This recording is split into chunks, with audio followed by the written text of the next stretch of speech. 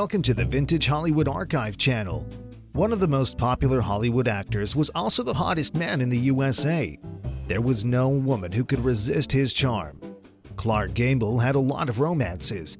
He was even married 5 times, but he truly loved only one woman, Carole Lombard. Carole Lombard and Clark Gable represented one of the greatest and most tragic love stories from the golden age of Hollywood. Carole Lombard and Clark Gable's love was ruined by a flip of a coin? Make sure to watch the video until the end and leave your thoughts in the comments. If you're new here, join our wonderful community by subscribing to the Vintage Hollywood Archive channel. Clark Gable and Carole Lombard, Hollywood's greatest romance, the real Romeo and Juliet of Hollywood. Carole Lombard and Clark Gable represented one of the greatest and most tragic love stories from the golden age of Hollywood. Quarantine time brings cozy nights and a plenitude of great romance movies: Wuthering Heights, Now Voyager, Dark Victory, Casablanca. Not that Hollywood hasn't had its own great romances: Elizabeth Taylor and Richard Burton, Humphrey Bogart and Lauren Bacall, Katharine Hepburn and Spencer Tracy, Frank Sinatra and Ava Gardner. But nothing like Carole Lombard and Clark Gable, perhaps the greatest of them all. Equally big stars, she was reportedly the highest paid actress in Hollywood, and he was so popular he was dubbed the King. A beautiful blonde, the equal of any star then or since, Lombard played dramatic parts but was best known for her roles in the zany comedies of the mid-30s, the cinematic antidote to the Great Depression. She had a comedic touch perfect for such classics as Nothing Sacred and My Man Godfrey. Gable, who starred in such films as Test Pilot and Boomtown, was the only actor American readers and moviegoers would accept for the role of Rhett Butler in Gone with the Wind. They co-starred in the film No Man of Her Own in 1932, but no romantic sparks were sparked. Both were married at the time, although that has not stopped a lot of budding romances in Hollywood. A chance meeting at a party 4 years later, she was now single again and he was separated from his wife, and the spark was struck. His wife did not want to give him a divorce, but he prevailed, and it was finalized in March 1939. Taking advantage of a break Gable had in filming Gone with the Wind, they eloped to Kingman, Arizona. And later that year, at the world premiere of Gone with the Wind in Atlanta, in formal dress for the occasion, she is on his arm as they arrive, and he pauses at the microphone to address the crowd and nation through the newsreels of the time, saying, "This is Margaret Mitchell's night." But everyone remembers Carole Lombard and Clark Gable. Then, the Japanese bombed Pearl Harbor. President Roosevelt asked the Congress for a declaration of war, and, like the rest of the nation, Hollywood and its stars mobilized for the coming fight. In mid-January, between pictures, Carole Lombard went back to her native Indiana on a war bond tour. Her mother went along, as did Otto Winkler, Gable's friend and publicist, whom Gable had asked to accompany Carole on the tour.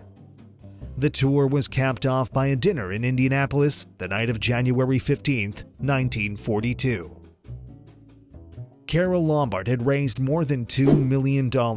Today, that would be more than $32 million. They were supposed to return home by train, as the government preferred that stars on bond tours not fly.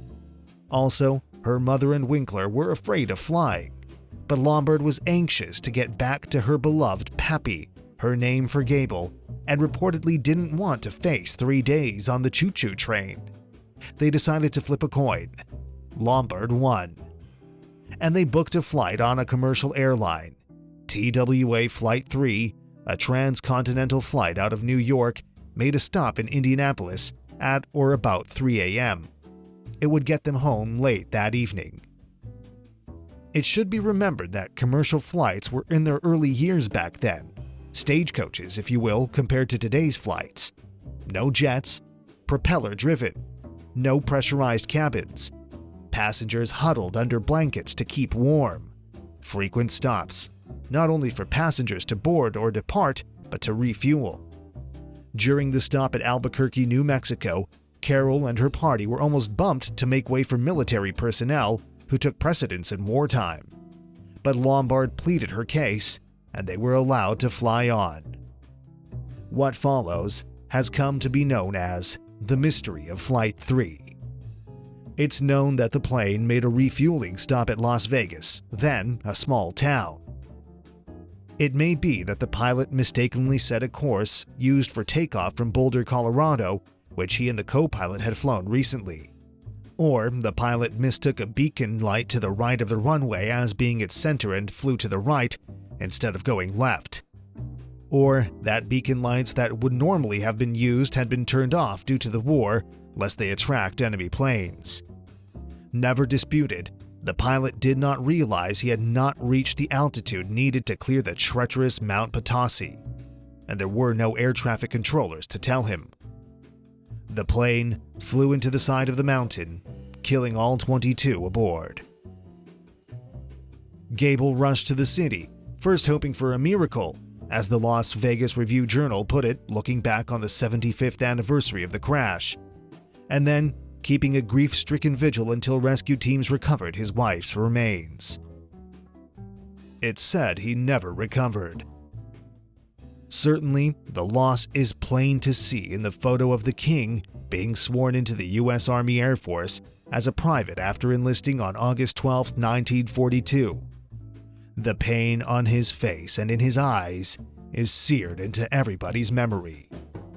Not the pain in TV shows when someone is trying to get someone else to talk, divulge a name or meeting place.